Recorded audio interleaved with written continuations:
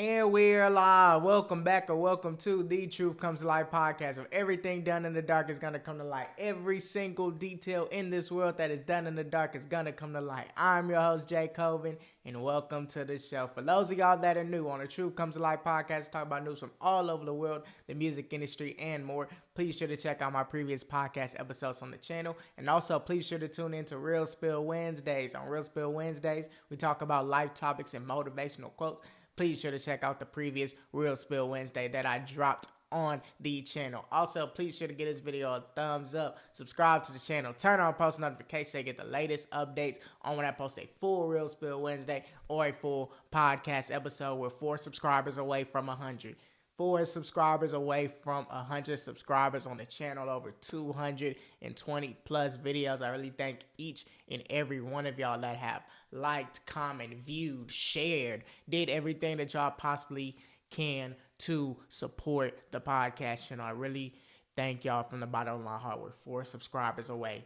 4 subscribers. We need 4 more of y'all to just come and subscribe to the channel and truly mess with me for who I am, mess with the podcast page. And I really love everyone that has already subscribed to the channel. I really thank each and every one of y'all, because without you, I wouldn't even be where I'm at right now.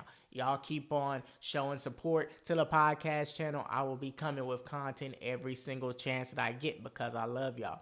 Y'all follow me on IG, TikTok, and X at The Truth Comes to Light podcast, because who knows, whatever I post on one of those social media platforms is like a foreshadow on what the next podcast episode of Real Spill Wednesday is going to be. I just posted on my IG and my X Real Spill Wednesday topic suggestions or podcast topic suggestions, and I really want y'all to feel as though y'all can engage with me and I'm able to engage with y'all. And even if the topic suggestion, if I don't get to it and it doesn't reach the podcast channel, we can still talk about it on the social media platforms. I want y'all to feel as though y'all can engage with me. So please, if I ask Real Spill Wednesday topic suggestions or podcast topic suggestions, I want y'all to engage with me. I want y'all to engage with me. Don't be shy. Don't just swipe past the story. Like, nah, give y'all opinions, and I'll have my opinions on it if I can get to it.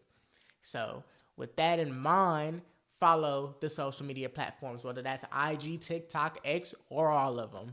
I really thank each and every one of y'all. Keep on supporting the podcast page on all social media platforms and on YouTube. I really want y'all to do that, for real.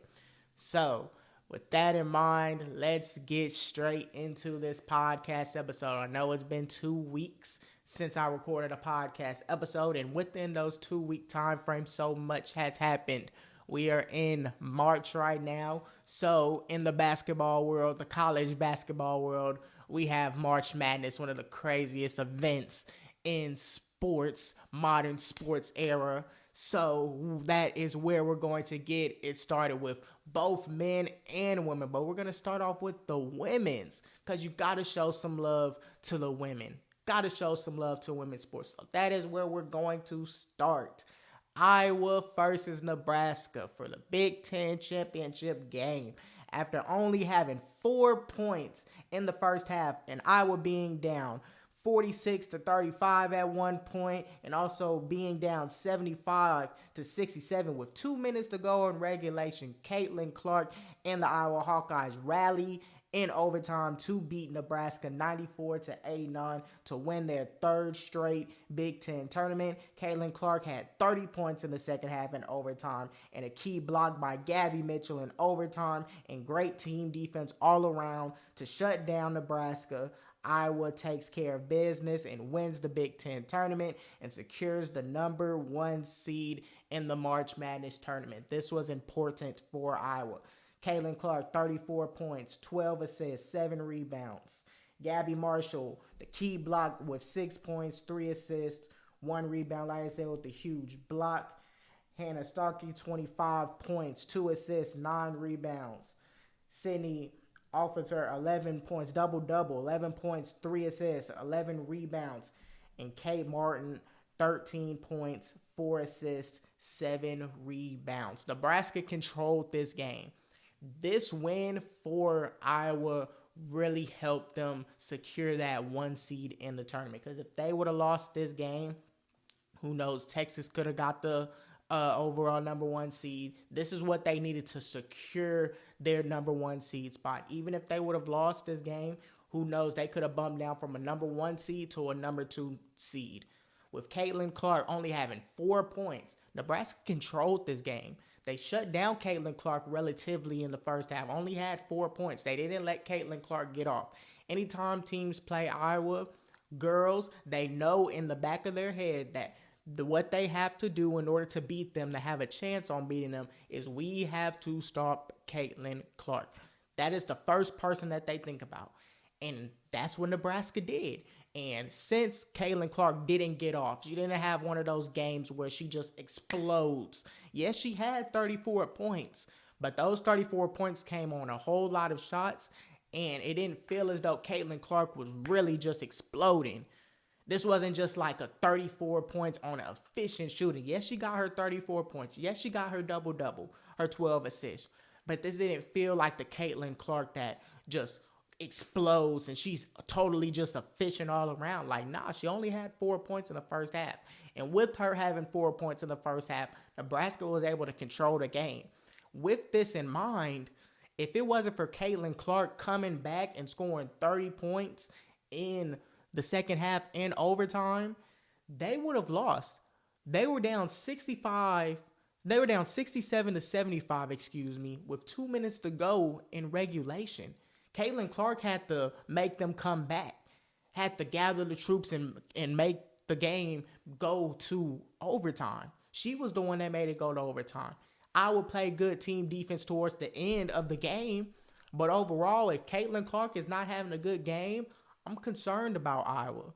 And it's always been like that. If Caitlin Clark doesn't have a good game, if teams can stop Caitlin Clark in the first half, not really let her get off the way that we know Caitlin Clark can be, I was in trouble. I was in trouble when it comes to tournament time.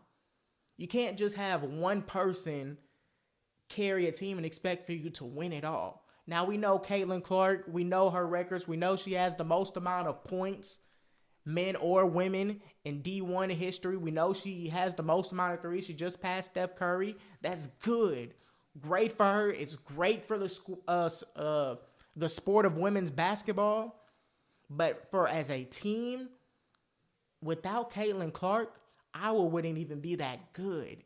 And it's going to be concerning to see a team like Iowa in the tournament if Caitlin Clark can't be good in the tournament. If she can't be good in a tournament and they have to rely on everybody else, it's going to be hard for them to win. This was good for the sport. This game, with Nebraska controlling the game from start to pretty much finish. Yes, Iowa took the lead with about 2 minutes to go in the third quarter. But for the most part, Nebraska controlled the game. That was the first lead that Iowa had since the first quarter. And even when they had that lead, Nebraska still controlled it. There was a point in time where we thought that Nebraska, they were up double figures. Caitlin Clark wasn't going to go off. We're thinking, when is Caitlin Clark going to go off? She only had 4 points in the first half, which wasn't usual. That's not usual for her. When was Caitlin Clark going to go off? When was the team going to step up and play? But Caitlin Clark rallied the team, gathered her teammates. They locked in, and they came out with the W. This was good for the sport. This was great for the sports. This game was very interesting. And that's what people come to see Caitlin Clark play. People know that Caitlin Clark is one of the best D1 women's basketball players. Especially now, she's one of the best. So people come to see that. And with them coming to see that, they also want to see a good game too. And this was a very good game. Nebraska controls the game. Iowa and Caitlin Clark come rallying back. Good team defense. It was all just a good game, and it was good for the sport. Iowa went in their third straight Big Ten tournament. This was good. But if they didn't win this game, they could have potentially dropped from being a 1 seed to maybe a 2 seed. They needed this W. And they need other guys, other girls to step up when it matters most, especially in a tournament if they expect to go far. It can't just be just Caitlin Clark. And that's how it's been for most of the season. It's just been Caitlin Clark. We see Caitlin Clark's excellence with all the records that she has achieved this year. Her being one of the best offensive female basketball players that we have ever seen. Showing signs of Steph Curry from her shooting ability to her playmaking ability. We know how good Caitlin Clark is. We know how Caitlin Clark has changed the game. Caitlin Clark has changed how we look at women's basketball right now. It's more entertaining. People go look to watch Caitlin Clark. They look to go watch at Caitlin Clark, South Carolina, LSU, Stanford. Now, there's good teams out there. But people are really want to see what Caitlin Clark is doing. People want to see her play style. People wanted to see Caitlin Clark go and get these records. And the fact that she's doing all of this while getting her third straight Big Ten tournament title, this is great for the sports. I love it. I love what Caitlin Clark is doing for the game of women's college basketball. After it wasn't even all of that. You're not seeing a sold-out crowd. You're not seeing a sold-out crowd 5-10 years ago. But when they see Caitlin Clark come and they see the dominance that she's putting on, the show that she's putting on, the records that she's breaking, it's good for the sport. And I love it because women's basketball doesn't even get publicized, televised as much as what they should get televised. So since we're having Caitlin Clark, South Carolina always being good, UConn being good, LSU being good, you have all of these teams being good. You have USC now. Colorado's good. Stanford's always been good. You have all of these teams now. You see how the game is played. These women that play the game have more heart. They have heart. And they want to play the win. And that's what we want to see as fans. So I'm glad that Caitlin Clark and all of these other teams are getting the publicity that they need right now. Because back then they wasn't. Caitlin Clark is good for the sport right now based off how she's playing. And her legacy at Iowa will forever be remembered. Her winning this third straight Big Ten tournament title. Her gathering these troops after thinking that they were down and out, being down by 8 with 2 minutes to go. Gathering her troops and forcing overtime. Then the team overall in overtime played good. Played good team defense. This win was not only big for Iowa being a 1 seed in the tournament, but it was also big for Caitlin Clark's legacy. This whole season was the cherry on top for her legacy. Her having the most amount of points, men or women. Her having the most 3-pointers. Her finna win she won the Big Ten tournament for the third straight year. And especially if she can win a title for March Madness, she could win that championship. That'll be the cherry on top to an amazing season and an amazing career at Iowa. So Caitlin Clark did her thing. Iowa did their thing, handled business after basically Nebraska controlled the whole entire game. It felt as though even with Iowa taking the lead in the third quarter, that Nebraska still controlled the game. They went on multiple runs, multiple 10-1 runs, shutting down Caitlin Clark. We're thinking that Caitlin Clark really isn't going to go out. The team wasn't really helping. But Caitlin Clark and the team locked in. Caitlin Clark scores 30-plus points, 30 points in the fourth quarter and overtime, and she gathers the troops to win the Big Ten championship game. This was good for the sport. And I absolutely love what Caitlin Clark is doing for the sport. And I love the fact that she won her third straight Big Ten championship to cap off an amazing season. And especially if she can win a tournament, a title NCAA tournament, if she can win that, oh, this could be one of the greatest seasons that a woman has ever had. Caitlin Clark is one of the best offensive women's basketball players that this game has ever seen. Now, she isn't the best player. I didn't say that. But I will say that she is one of the best offensive players in the game that we have seen. We haven't seen nothing like this. We haven't seen no one really shooting half-court shots, and this is what she's doing. We haven't seen that. But Caitlin Clark is just doing something that we haven't really seen before, and it's efficient. She's doing it efficiently. So it's good for the game that we're seeing somebody as good as Caitlin Clark breaking records and doing what she's doing. When she goes to the WNBA, she will be a problem. Caitlin Clark has the ability when she steps foot on a WNBA court to be a problem.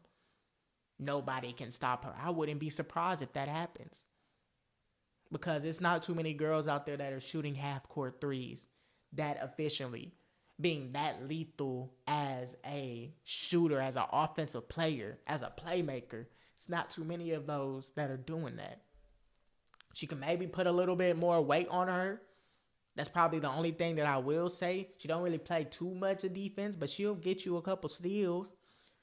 But that offensive game of Caitlin Clark, you cannot sit here with a straight face and just turn down that if you're any team in the draft. That offensive ability by Caitlin Clark is just too good.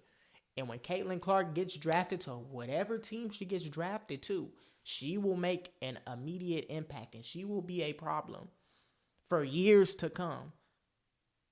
So good win for Iowa, good win for Caitlin Clark to boost her legacy, her season, her amazing season that she has had.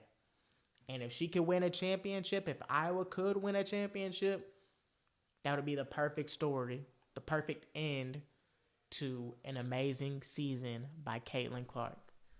Good job, Iowa.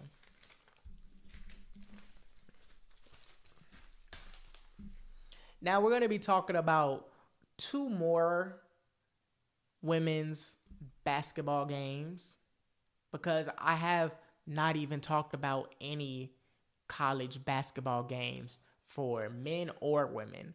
But how entertaining women's basketball is, this particular game was the most entertaining one out of all of them. The rematch of LSU versus South Carolina with higher stakes and tension between the two teams. South Carolina wins in a dogfight 79-72 to win the SEC championship, and Dawn Staley's Gamecocks, after losing everyone last year, remains as the only undefeated team in college basketball, male or female basketball. However, a fight broke out between LSU and South Carolina after LSU guard Flau'jae Johnson pushed a South Carolina girl, causing Camila Cardoso of South Carolina to push Flau'jae Johnson to the ground. Tempers flared and everybody on both benches got ejected. Dawn Staley and Kim Mulkey had two different responses to the fight, but South Carolina handled it well and pulled out the W. This is South Carolina's 8th FCC championship title in the last 10 years. We're going to pull up the box score.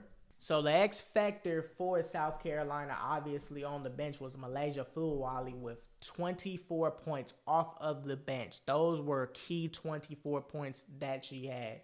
Then you had Tahina Pow with 10 points, Raven Johnson 9 points, Camila Cardoso, even though she got ejected, with 8 points, Chloe Kitts 6 points, Bree Hall with 9 points, and then LSU, Angel Reese had 15 and 13, but it didn't feel as though Angel Reese was really playing too good. Naja Moreau had 19 points and 10 rebounds. Flau'jae Johnson, 13 points, who was averaging 23 points in a tournament. She only had 13 points. Haley Van Lith had 14 points, but overall it just felt as though, yes, Angel Reese had a double-double, but it didn't feel as though Angel Reese really played a good game. It just didn't. Flau'jae Johnson averaged 23 points. She only had 13 points. But it felt as though early on in the game, LSU was finna come out and give South Carolina a run for their money. It felt as though South Carolina was going to get a run for their money from LSU. They already beat LSU earlier in the season, and based off how LSU came out in the game, it felt as though LSU was going to come out and give South Carolina a run for their money. They could have potentially won the game. But South Carolina and Fulwiley won the game, 24 points. That is key. That was key for South Carolina off the bench. And this game had a whole lot of tension, a whole lot of trash talking. We knew that LSU and South Carolina, the best two teams in the SEC, there was going to be high tensions. LSU, they lost on their home court to South Carolina. So we knew when the SEC championship came, we knew it was going to be these two schools, South Carolina and LSU, in the championship game. We knew LSU was going to come for blood. And that's exactly what they did the whole game. It was already tension between Angel Reese and Cardoso. This was the whole game, battling the whole entire game. Angel Reese got a flagrant foul early in the game. Like, we knew that there was going to be tension between the two teams. And the refs let it play out. The refs knew that there was going to be high emotions through this game, throughout this whole entire game. And they let it play out. They let the women talk. They let the women talk trash. When Fulwiley did the too small, they didn't give her a take. They didn't do none of that. They let these girls play. And it's really showed the heart that they have. Now, at the end of the game, when the fight broke out, was that necessary? No, that wasn't necessary. It wasn't necessary at all. That was not needed. But the trash talking and the heart that both teams played with, because they really wanted to win. LSU hasn't beat South Carolina in a long time. South Carolina always beats LSU. So if you know that a team has never beat South Carolina in so long, this is South Carolina. They're the only team in men's or women's D1 ball that is undefeated. They're going to try and come at them, especially if they lost on their home court to South Carolina. So we knew that LSU was going to come out striking, come out with bad blood. They're not scared of South Carolina. They were going to try everything in their power to try and win the game. But LSU let emotions get to them. They let emotions, all the flagrant foul by Angel Reese and just certain foul calls, they let emotions get in their head too much. South Carolina played calm all the way until the end of the game. It was calm. South Carolina played calm the whole entire game, except for the fight. LSU was in their head too much. LSU was emotional the whole entire game, and they let their emotions overspill, and Flau'jae Johnson got frustrated, and that's what caused everything. They knew that they were going to lose, and Flau'jae Johnson took out all of that emotion. But if they would have stayed calm like South Carolina, if they would have just let the game just play the game. It's all about the game at the end of it. Yes, you can have emotions, but you got to learn how to control your emotions in regards to when you're playing a game. You can't let your emotions get to you. And that's what happened with LSU, and that's how they lost the game. Because they came out striking, but their emotions got to them. Their emotions got to them the whole entire game. And when South Carolina, when Fulwiley came off the bench, scored 24 points, and everybody else came to play, they were stopped. Angel Reese, even though Angel Reese had a double-double, they didn't feel as though Angel Reese was really a dominant factor in this game like she was. They shut down Flau'jae Johnson. She didn't play as good. South Carolina was calm the whole entire game. Now, Cardoso will be missing the first half of the first round in the tournament. But other than that, everybody else is still going to be there. They're still going to be there for the first round, and nothing's going to happen to them. They're still going to be the first seed, but they easily could have lost this game if LSU wasn't in their head. If they didn't have all this emotions against them, if they would have just let the game play. But that didn't happen, and Dawn Staley and South Carolina remained undefeated, and they took care of business. Now, I want y'all to hear both viewpoints of when the fight happened, because when the fight happened, that was crazy. The game was delayed by 20 minutes. Flau'jae Johnson's brother came on the court, which I feel as though he should not have done. Like, I get that When you see that your sister is getting into a fight, instantly you're going to jump into brother duty. I get it, but that's not your place in regards to the basketball game. I get it. It's natural instincts that you're going to do that. But you have to realize that that's not your place. What are you going to do? You're going to get on the court and hit girls? You're going to fight girls? What are you going to do? You can't do that. It's not like it's a dude or whatever. You can't do that. That's not his place. So I feel as though he should not have got on the court. And yes, he saw Flage get pushed down. I get it. But that isn't your place. Then you have to push a guard in order to get on the court, and now you're charged with assault and battery now. You got escorted off the court. It was way worse than what it needed to be on your end. I get that you're the brother, but that's not your place. I get it, but it's not your place. I understand, but that's not your place back then. It's not your place. So I want y'all to hear both Dawn Staley and Kim Mulkey's viewpoints on the whole entire fight. No one wants to be a part of that. No one wants to see that ugliness. But I can tell you this. I wish she would have pushed Angel Reese. Don't push a kid. You 6'8", don't push somebody that little. That was uncalled for, in my opinion. Let those two girls that were jawing, let them go at it. And then this is Dawn Staley's viewpoint. I mean, what you saw were two teams, highly competitive teams, try to win a conference championship, and they did not handle it well. Our players didn't, their players didn't, and it escalated. And I want to thank the officials and everybody that jumped in and just kind of calmed the situation down. And then the penalties were what they were. Like, they were well within the rules of ejecting the players that left the bench, even if they just stepped over the line of the bench. You can't. You have to sit there and keep your composure. But I'm going to say this. Flage came to me right after the game, and she just apologized and said she's not that type of player. And I really appreciate that. It's something that somebody won't ever hear if I didn't say anything. And she's not. She's a really good person. Things just got escalated. I'll take responsibility for what happened from our side of it, which is we don't, we talk about these things as a team, and we try to, as much as possible, express to them how not to react in those type of situations. But real time is real time. And I know that, anybody, Camilla, as well as the other 4 or 5 players that were ejected, I know if they had a chance to do it all over again, they would do it differently. But now we have that. I just don't want the people who are tuning in to women's basketball see that and think, that is our game, because it isn't. Our game is a really beautiful thing. And to be quite honest, this is a part of it now. So we have to fix it, and we have to move on.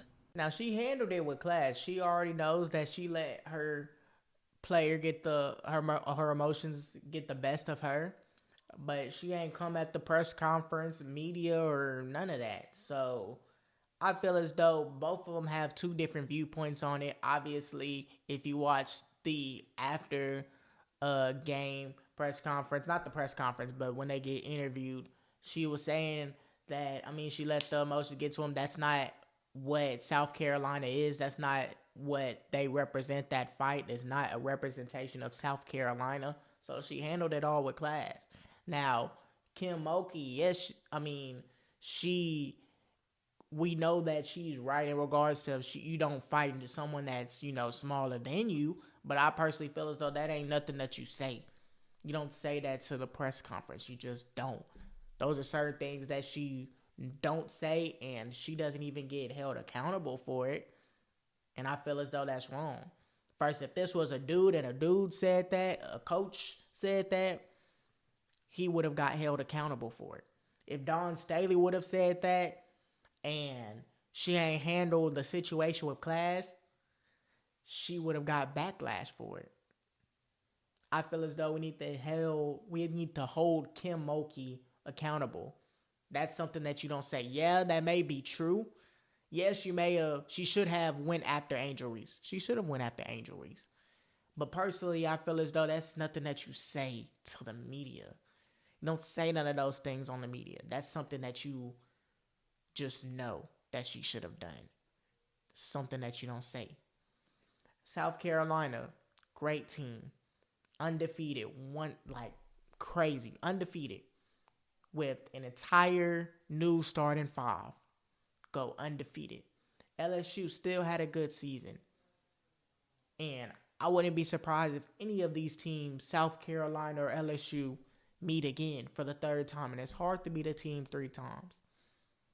Overall, I feel as though South Carolina would beat them. But I mean, on paper, with Angel Reese, Haley Van Lith, and all the girls that they have, Flau'jae Johnson, everybody that they have, LSU has the talent to beat South Carolina. It's just discipline and emotions that will not let them beat South Carolina. I would take South Carolina 10 times out of 10 over LSU, just strictly based off of their discipline and strictly based off their emotions. If they just play a game against each other and LSU doesn't let their discipline or their emotions get to them, and they stay disciplined, remain disciplined, they could beat South Carolina. It's not like they're losing by 20. They lost by 7. But there's certain things, a flagrant foul, 2 shots in the ball, like things like that, foul calls, fights with 2 minutes left to go in the game, things like that. The game isn't over. But you're getting in your head. You're getting these emotions get to you. You're letting emotions get to you. You're not staying disciplined like you're supposed to for start to finish of a basketball game. You're supposed to. I get this is a rivalry, but you have to control your emotions in a rivalry and don't let them get the best of you. And since LSU can't do that, and they haven't been able to do that, they'll forever lose to South Carolina every single chance they run into them. This is 100% on LSU. It's not like LSU cannot beat South Carolina. I feel as though talent-wise, they can beat South Carolina. But discipline and emotions will haunt LSU beating South Carolina or any team. I feel as though both teams will make it far in the tournament.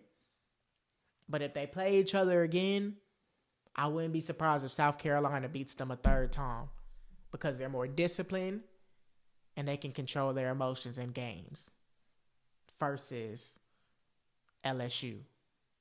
So this is a good win for South Carolina, beating them again, winning 8 SEC championships in the last 10 years. LSU, you got to get your emotions together. Got to get your emotions together. Got to lock that in. Got to tighten that up. Because you cannot have those type of emotions going into March Madness. You just can't. You can't have those type of emotions. And if you let those emotions get to you, you can get bounced. If you don't remain disciplined, you can get bounced no matter what team it is. A team can be less talented than you, but if they remain disciplined and can control their emotions, they can beat a team at any given day. Any given day, a team can lose. So LSU has to tighten that up, or it's going to be some problems.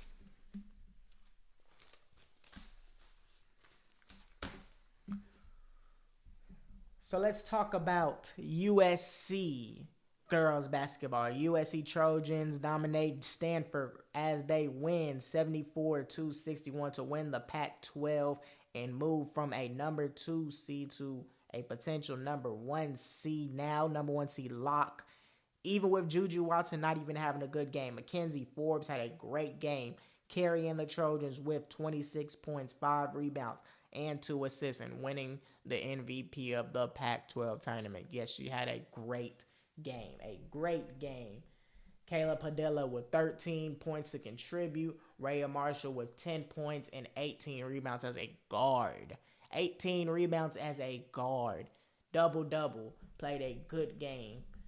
Stanford overall, this doesn't affect them. Stanford will still be a number 1 seed. They just don't win the Pac-12 tournament.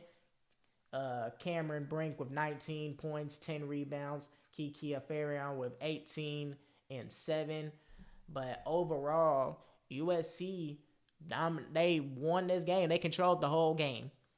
USC controlled this whole game in the hardest conference right now with Stanford, USC, Colorado. These are good teams that they have in the Pac-12, and USC pulled it out, and they didn't even need Juju Watkins to be a factor in this game, and they still won because Mackenzie Forbes can play. Mackenzie Forbes can ball. Let's not forget that she won. She's the MVP of this whole thing. She had to play good.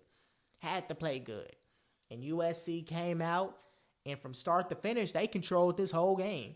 Stanford never controlled this whole game. And USC came out, and they won in the hardest conference right now in women's basketball. With all of the good teams that they have, number 2 seed, and they came out and they won. So now with them, instead of Texas being that number 1 seed, which it doesn't even matter if Texas wins versus Iowa State, it wouldn't even matter. Texas was supposed to be that number 1 lock seed.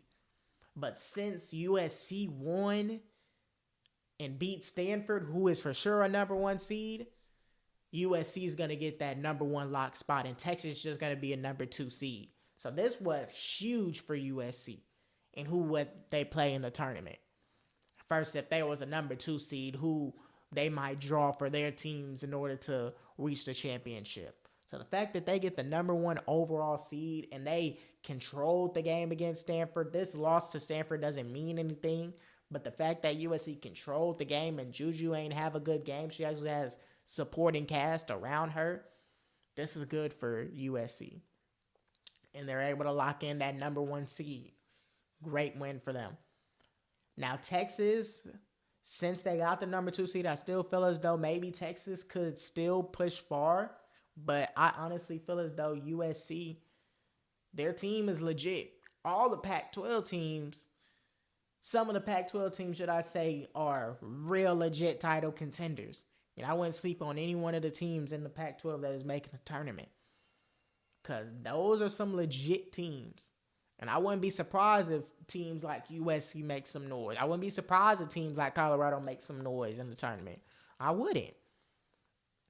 And with this being the hardest conference, and USC comes out with the W, and Juju Watkins wasn't really a factor. Mackenzie Forbes played good the entire Pac-12 tournament.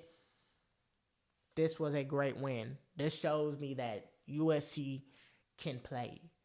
USC can make some noise in the tournament because their supporting cast is not just Juju Watkins like it is at Iowa with just Caitlin Clark. No, she has guys around her that can score the rock and can make an impact on the game. So USC is in a good position. This was a great win for them, getting to that number 1 overall seed. Stanford, this doesn't change anything about you. You still had a good season. You still dominated. You're still going to be the number 1 overall seed. But USC is now going to be that number 1 seed. And with Texas playing right now at 7:35 as I'm recording this video, Texas plays at 8 against Iowa State. This game doesn't even matter to Texas because they're going to be the number 2 seed now. So who knows? That could potentially be a game changer come March Madness time. So the last game that I will be talking about, and then we're going to look at the projected. This isn't the finalized bracket, but this is the projected bracket. So the last team that I will be talking about is the UConn Huskies. You got to talk about the UConn Huskies with Paige Beckers dominating the Georgetown Hoyas 78-42 to win the Big East tournament. Paige Beckers 27, 3, and 4. Ace Bailey had a pretty good game with 13 and 8. KK Arnold 10.7 rebounds. Georgetown, they just didn't have enough people.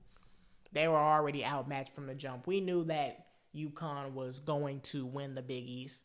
The Big East always goes to UConn. UConn has talent time and time again. We knew that they were going to come together, and with Paige Beckers having that season-ending injury last year, comes back and plays a very good season with having 27 points in this tournament, had an overall good season. This was good for Paige Beckers. Good for Paige Beckers after a season-ending injury. The injury that she had, to be able to fight back and still remain the same and playing at a high level. This was good for UConn. They needed somebody like her. So, UConn dominated Georgetown, and they'll be good in the playoffs too. They'll be good in the tournament too. As long as you have Paige Beckers, you'll be good in the tournament. And she's still playing at a high level. It was good.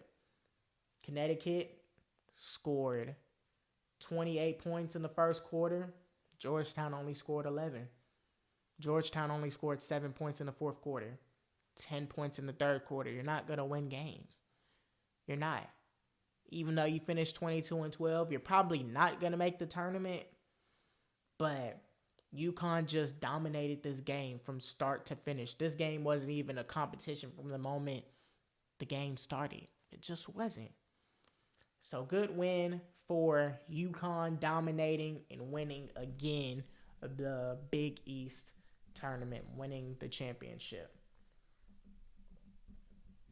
Now, like I said, Texas versus Iowa State. They haven't came on just yet as I'm recording this video, but I honestly feel like Texas will win versus Iowa State, and I feel as though Texas is now going to lock in that 2 seed. Let me know what y'all think. So now we move to the women's. Yes, the women's 60-18 bracket. Like I said, this is the projected bracket. When the full bracket, the final bracket finally comes out, I will be talking about it. I will be doing the same thing for the men's bracket too, because I have to. It's March Madness, one of the best sporting events in sports, modern sports, should I say. It's the best. It just is. Crazy things happen in March. You never know who could win. So I will be talking about the men's and the women's March Madness brackets. And y'all let me know how y'all feel about it. Do y'all feel as though I made a good bracket? Do you feel as though this team is going to beat this team? Like, we're going to talk about it. But this is a projected bracket right now. This isn't the finalized one. So we're just going to go based off of the projected bracket right now. So in Albany 1, we have South Carolina as the number 1 overall seed, followed by Ohio State as the number 2 seed. And then you have Michigan State and Kansas, Utah and Richmond, Virginia Tech and Fairfield, Louisville, Auburn, Oregon State, and California Baptist, North Carolina, Middle Tennessee, Ohio State, and Maine. And then South Carolina will either play UT Martin or Presbyterian. I honestly feel as though South Carolina will go all the way to the Final Four. I don't feel as though none of these girls' teams can beat them. And if Ohio State, who has been playing a very good season, who beat Iowa, I just feel as though South Carolina is just going to dominate. I just feel as though South Carolina is going to dominate. Now, Iowa and Albany 2 being the number 1 overall seed, they'll play Sacred Heart, Holy Cross. Then Florida State is the 8th seed, followed by Alabama as the 9th seed. Oklahoma, South Carolina State as the 5-12. Colorado and Eastern Michigan as the 4-13. Duke and Texas A&M or Vanderbilt, whoever one of those 2 teams will be the 11th seed. UConn and Stony Brook being the 3-14. Ole Miss and Miami being the 7-10. And UCLA and Temple being the 2-15. UCLA got a good team too. I didn't even talk about them in the Pac-12. They have a good team. So the Pac-12 is loaded. If Iowa cannot get their shit together and not just make Caitlin Clark be the only person that they have, Iowa's in trouble. I wouldn't even be surprised if Iowa loses to either Colorado or Oklahoma in the Sweet 16. Because Colorado can play and Oklahoma can play. I wouldn't even be surprised if they lose to UCLA or UConn in the Elite Eight. I just feel as though if Iowa makes Caitlin Clark their only person, they live by Caitlin Clark and they die by Caitlin Clark. If they let Caitlin Clark take them to where they need to go, they're not going to win a national championship. They need other guys, other girls to contribute to this team. They need other girls to contribute to the team. Because if not, I wouldn't be surprised if they lose come Sweet 16. I wouldn't be surprised. And then I wouldn't be surprised if they lose to in the Elite Eight. They get yes, they're the number 1 overall seed, but I feel like their draw in regards to the teams that they have, I wouldn't be surprised if they lose to Oklahoma, Colorado, UConn, or UCLA. I wouldn't be surprised. I would probably, if I'm not mistaken, I would probably has probably the second hardest, maybe even the hardest road to the national championship, because they have to go up against Colorado as that 4 seed. They have to go maybe against UConn in the Elite Eight or UCLA in the Elite Eight. They have to go, Florida State and Alabama. I feel as though they can beat those teams, but I just feel as though come Sweet 16 time, they may have some trouble. So, personally, I have South Carolina making it to the Final Four and Albany 1. And honestly, that's hard. I like UConn, but I wouldn't be surprised if UCLA makes it. Because UCLA has to play Temple, then they play Ole Miss, who is a good team. I've seen them play Miami. I just don't believe that Iowa, if they ride with Caitlin Clark throughout the whole entire thing and she doesn't get a supporting cast, I honestly feel as though they're not going to make it to the Final Four. I get that Caitlin Clark is an incredible talent, incredible on the offensive end. But UCLA has people on their team. Colorado has people on their team. UConn has people on their team. It isn't just Caitlin Clark. It just isn't.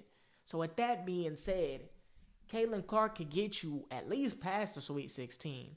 But the draw that they have with the Pac-12 teams of UCLA and UConn, and obviously the Big East team with, the biggest teams with UConn and the Pac-12 teams with Colorado and UCLA, I personally feel as though Iowa, if it's just Caitlin Clark, they're not going to reach it to the finals.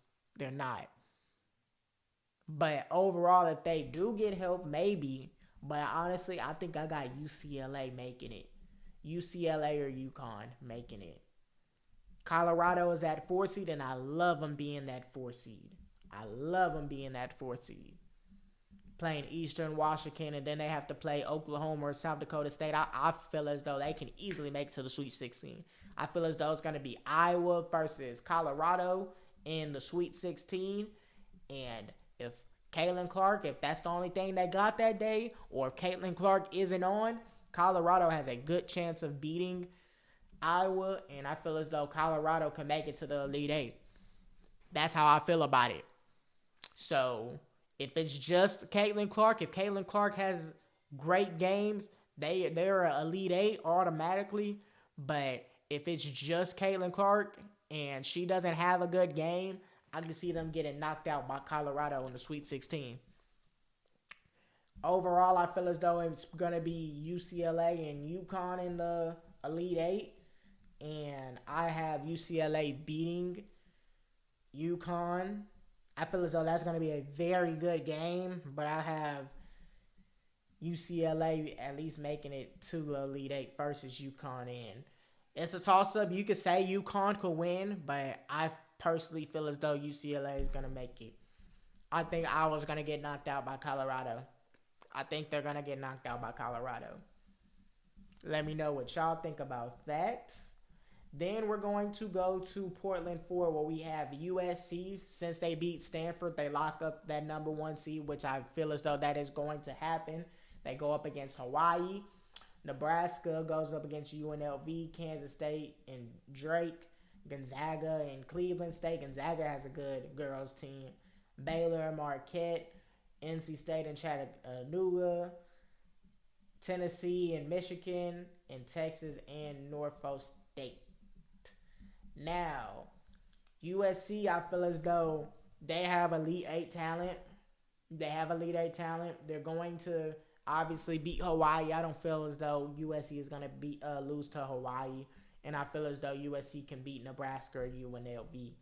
Now, what's tricky is in the Sweet 16, I personally feel as though they're going to go up against Gonzaga in the Sweet 16. And that is going to be a very good game in my personal opinion.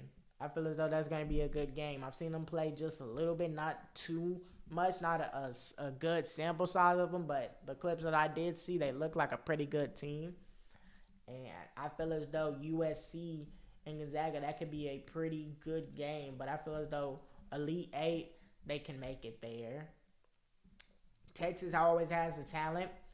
They have a good team this year, even though Rory Harmon is out. She suffered a season-ending knee injuries in December, so now she is out. But overall, I feel as though they still have a good team, and they can make it to Elite Eight. Now, Texas and Tennessee could actually be a really good matchup. For real, that could be a really good matchup. I wouldn't be surprised if I see Texas and Tennessee in the round of 32. And that could be a good matchup. That could be a toss-up. But I have Texas making it past them. I have Baylor and... that's Baylor and Marquette. That may be something. It could be Marquette. I think it may be Marquette and NC State. But overall, I feel as though USC is probably going to make it to the Final Four. It's really, if Gonzaga can't beat USC, I feel as though USC is going to make it. I do. I feel as though they're going to make it to the Final Four. Now, in Portland 3, we have Stanford versus Lamar. Stanford is the number 1 overall seed. You have Iowa State and Princeton. Syracuse and Florida Gulf Coast has the 5-12 matchup. Indiana versus Toledo with the 4-12 matchup. West Virginia and the winner out of Arizona and Mississippi State in the play-in. That's going to be the 11th seed for that region. Notre Dame at 3, which is very good. Notre Dame got a great team. Not as good as previous years, but they are a good team, should I say. Not a great team. Versus Marshall, the 14th seed, Creighton and Maryland, LSU and Jackson State. LSU, I feel as though, that's going to be tough. If LSU could get Notre Dame in the Sweet 16. That is going to be tough. If LSU don't get their emotion together, I wouldn't be surprised if Notre Dame makes it at that 3 seed to the Elite 8. I wouldn't be surprised. I don't think Stanford... I feel as though Stanford gonna make it to the... They're gonna make it to the Sweet 16 easily. That ain't even a question. They'll make it to the Sweet 16 for sure. But that Elite 8 matchup versus LSU and Stanford, or LSU and Notre Dame, that is gonna be a tough one for Stanford. Even though Stanford has a good team this year. Stanford versus LSU. If LSU can get their emotions together, they can make it. They can win back-to-back. If they can get their emotions together, I have LSU winning. But if they can't, I have Stanford. But I think I'm going to have LSU make it out. So, I have South Carolina. I have USC. I have UCLA or UConn. And then I have LSU. So I'm gonna probably say, dang, do I want to say UConn or LSU, UCLA? That's a tough one. I think I'm gonna say UConn. I think I'm gonna say UConn beating UCLA. So LSU versus UConn and South Carolina versus USC. That'll be fire. That'll be fire if it's South Carolina and USC and UConn and LSU. That will be a fire Final Four. Ooh, that's hard. That is hard. USC could beat South Carolina. I'm not even gonna lie to you. USC could beat South Carolina. Do I want to go with the undefeated? It's gonna stay undefeated, or do I feel as though South Carolina is gonna win it? Oh, I think I'm gonna have to come back to that. UConn and LSU. I personally feel as though, like I said, if they don't stay disciplined and they let their emotions get to them, I feel as though personally with the roster that they have right now, UConn, I feel as though they're not as talented as LSU, but they can remain disciplined. I know that they can remain disciplined with Gino being their coach. I know that they can remain disciplined, and that could be the determining factor. Angel Reese being in foul trouble, that can be the determining factor. Angel Reese and Flau'jae Johnson, those are the X factors in that game. We all know with UConn, the X factor is Paige Beckers. If Paige Beckers isn't on, then they could lose this game for sure. So, that's hard. That is hard. I think I have LSU, and I honestly have USC getting knocked off. No, I have USC winning. I take that back. USC can beat South Carolina, and I feel as though it's gonna be USC and LSU. And I feel as though USC can win. USC can win. That's hard. I wouldn't be surprised if South Carolina wins. I wouldn't be surprised if USC wins. I wouldn't be surprised. Those are the 4 teams that I have.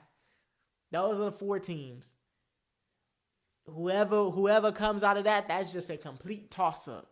Complete toss-up. It's hard to go undefeated and win. It's hard. So it's like I don't want to go with that, but they're a good enough team to do it. But I feel as though USC can beat South Carolina. I just do. I think I got USC winning it. USC can win it. They can get hot and win it. I think that's who I'm going to take. But I wouldn't be surprised. Whoever wins that game between South Carolina and USC will win it all. Guarantee you. So that's who I got. Let me know who y'all think. That'll be a fun Final Four to look at with USC, LSU, UConn, and South Carolina. That would be fire. Let me know what y'all think. So now we're going to talk about a little bit of the men's tournaments. Obviously, the men's tournament has already started with some of the conferences. Some, for an example, have been winning their conference. James Madison just won their conference. Indiana State just lost to, I think it was Drake that won their conference to the Missouri Valley Conference. So there's already been teams that have punched their ticket to the NCAA tournament. But the big times tournaments like the SEC and the Big Ten hasn't started. They actually start tomorrow. But the ACC has started right now. Georgia Tech, I think, lost.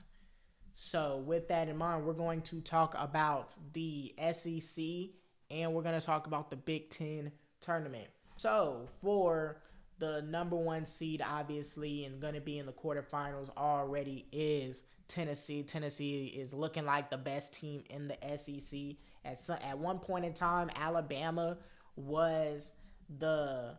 had the most wins in the conference, but it didn't feel as though that Alabama was truly the best team. They play a team like Tennessee, and they got blitzed, and they lost both times on the road and at home. So Tennessee is that 1 seed. Kentucky is that 2 seed, playing really good with Rob Dillingham, Antonio Reeves, Reed Shepard, DJ Wagner have guys on their team.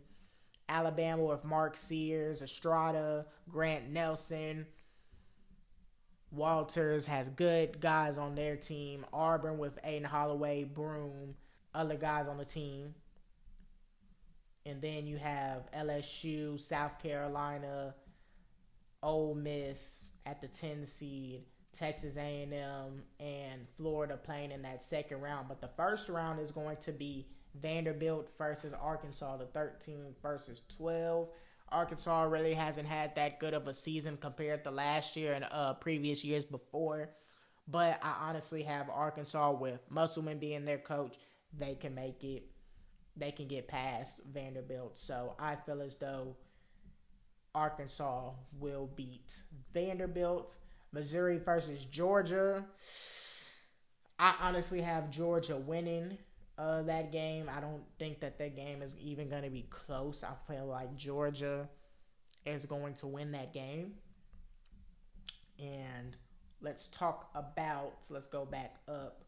It'll be the second round between Mississippi State and LSU. That is going to be a good game. It's going to be a good game.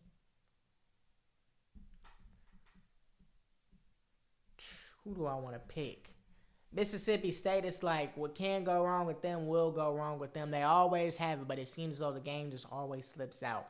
But honestly, I have Mississippi State beating LSU.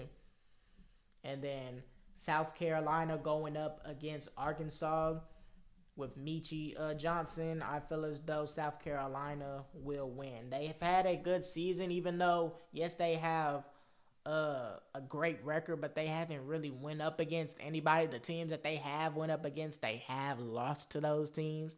So I feel as though, like, when they play good teams in the tournament, I feel as though they're not going to play good in the tournament. So then you have Texas A&M versus Ole Miss. I got Texas A&M winning, and then I have Florida beating Georgia.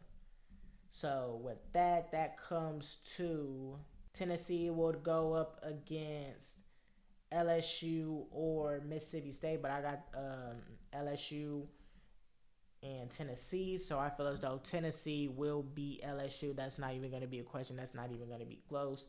Now, South Carolina and Auburn. Yes, South Carolina got blitzed by Auburn. It'll be a little bit closer, should I say. They're going to remember that, but I feel as though Auburn is still going to win that game. Then I have Texas A&M versus Kentucky. Kentucky is going to whoop them boys. Now, Alabama and Florida. I wouldn't be surprised if Florida makes it all the way. I wouldn't be surprised. I like this Florida team. Florida almost beat Alabama. And matter of fact, they did beat Alabama when Alabama played at Florida. So I wouldn't be surprised if Florida comes and wins this game. I wouldn't be surprised if Alabama, yes, they're the 3 seed in the SEC tournament. I wouldn't be surprised if they lose this game. And I wouldn't be surprised if Florida makes it all the way. I could see Florida beating Kentucky. So honestly, I don't have Alabama beating Florida. Now the semis, it'll be Kentucky versus Florida, and honestly, that's hard. Florida was one of those teams that you have to watch out for, not only in the SEC tournament, but in March Madness, because they can be a dangerous team. But I have Kentucky winning that, but don't be surprised if Florida wins that. And then I have Tennessee versus Auburn. Do I want to say Auburn? That's hard.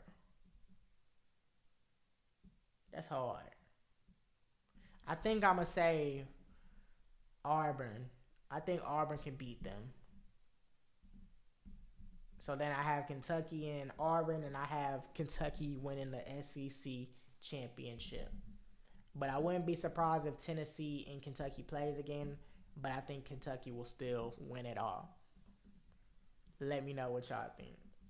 So then in the Big Ten tournament, we have Purdue being the number 1. We have Illinois being the number 2 with Coleman Hawkins, Terrence Shannon, and them boys. Then we have Nebraska at the 3 seed, Northwestern with Boo Buie at the 4th seed. Then you have Minnesota and Michigan State as the 9-8, Wisconsin as the 5, Ohio State and Iowa as the 10 and 7 seed, Indiana being the 6th seed, Penn State and Michigan being the 11 and 14th seed, and Maryland and Rutgers being the 13th and 12th seeds. Michigan State could get hot. I don't never leave out Michigan State in regards to any tournaments. With Tom Izzo being the coach, you can never count them out in anything. But I personally feel as though off rip, I feel as though Purdue is going to win it all. Purdue has been the most dominant team in the Big Ten, and I feel as though that is going to continue to happen no matter who they play, no matter if they play Illinois again, even though Illinois has a good team. I just feel as though Purdue is just going to win it all no matter who they play. They're looking like the best team in the Big Ten, and I feel as though they've been dominating the whole entire season, and I feel as though Purdue or Illinois is going to win it all, but I think Purdue is going to win this Big Ten tournament. They just been dominant this whole entire time. So let me know what y'all think. So the last thing that I want to talk about, and this will be the end of this podcast episode, is Cat Williams. Now, a video on social media has been popping up with Cat Williams running the 40-yard dash, and with Cat Williams being about 5'5" and £140, Cat Williams decides he wants to run the 40, and he runs at 52 years old a 4.97 40-yard dash. Now I'm gonna put it on the screen.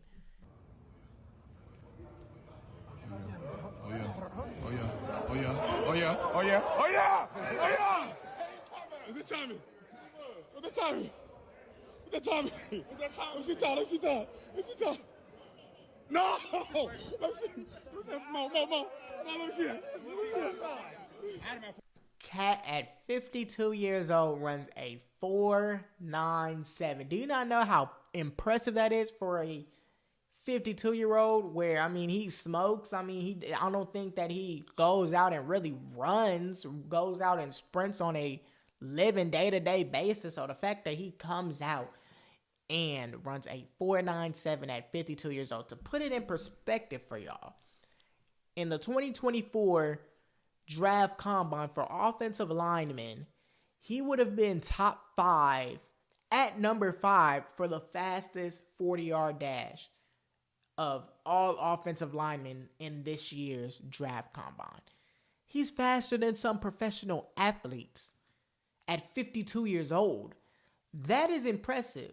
You had a three-way tie between 3 people with a 4.94 40-yard dash. Then you had a 4.95, and then you have Cat Williams running a 4.97. He would have ran the 5th fastest 40 time amongst offensive linemen at 52 years old. You saw the video. He was sliding. He had the form. He was on that. That form was serious. He was serious from day one.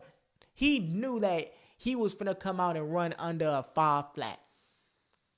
He knew that he was running. And maybe if he would have continued to run through the line, he ain't really run through the line to kind of look like he slowed up just a little bit. If he would have pushed himself through the line, he could have potentially ran faster.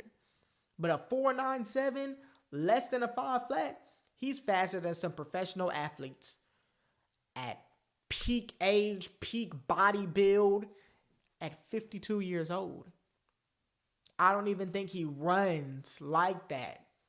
Maybe he does. I could be wrong.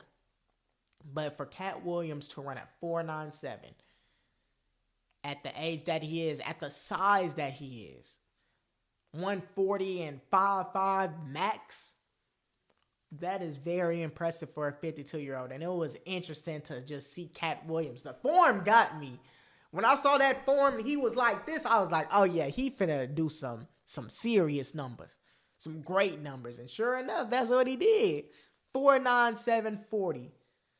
Top 5 amongst all offensive linemen if he would have ran in this year's 40-yard dash. Impressive for a 52-year-old. This just goes to show that no matter what age you are, bro, you can still be in great shape, and you can still do what you want to do. He came out there at 52 years old and still was able to run a under a 5. So somebody that's old having excuses of they're too lazy and they can't run and they can't do all of that. He's a 52-year-old running, still doing good. I know somebody that's 50 plus years old and he goes out and runs miles every day in good shape. You can still do it no matter what age you are. But if you have the discipline to do it, you can do it. But if you don't, then you're not going to be able to do anything. You're just not. So the fact that he's 52 years old, you have to be in good shape to run under a 5 flat. You just do at that age. That comes just shape. He probably does push-ups, probably has a good upper body. Who knows? But he does something because you're not just going to come out and just run under a 5. You're not. So this was good for a 52-year-old running a 4.97. He's faster than professional athletes. Put that into perspective, y'all. That was amazing. And I feel as though he could run faster. If he actually trains for it, he can run faster. So this goes to show you, you can still be old, but you can still be able to stay in shape, be in a good physique, and go be what your dream body, what you want to have for your dream body. Whatever your dream body is, no matter what age it is, it just doesn't stop. You just got to be disciplined and just go out and get it. So that was good for Cat Williams. So with that in mind, that is the end of this podcast episode. If y'all made it to the end of this podcast episode, please sure to give this video a thumbs up, subscribe to the channel, turn on post notifications to get the latest updates on when I post a full podcast episode or a full Real Spill Wednesday episode. Y'all follow me on IG, TikTok, and X at The Truth Comes to Light Podcast. March Madness is around the corner. Selection Sunday is coming. I will be doing a podcast over that. So please be sure to stay tuned for that. So with that in mind, I love each and every one of y'all. And y'all have a nice rest of y'all day.